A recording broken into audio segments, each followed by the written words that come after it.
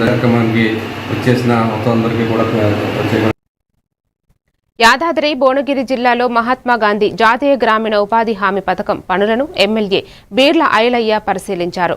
ఉపాధి హామీ కూలీల పరిస్థితులను తెలుసుకుని నీటి సంరక్షణ, చెక్ డ్యాంలు, కాలువ పునరుద్ధరణ వంటి పనులు గ్రామీణులకు లక్షల తక్షణ ఉపాధి కల్పిస్తున్నారన్నారు. గ్రామీణ మౌలిక వసతుల అభివృద్ధికి దోహదపడుతున్నాయని తెలిపారు.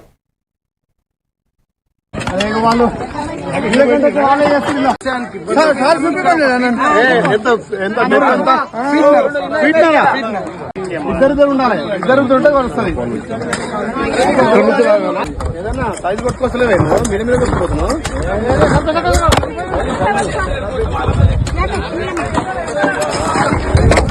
నరేగా ఎంజీఎన్ఆర్ఎస్ పథకాన్ని ప్రవేశపెట్టినటువంటి కాంగ్రెస్ ప్రభుత్వం పేదోళ్లకు బుక్కెడు భూ పెట్టడం, వలసలు భరించేది.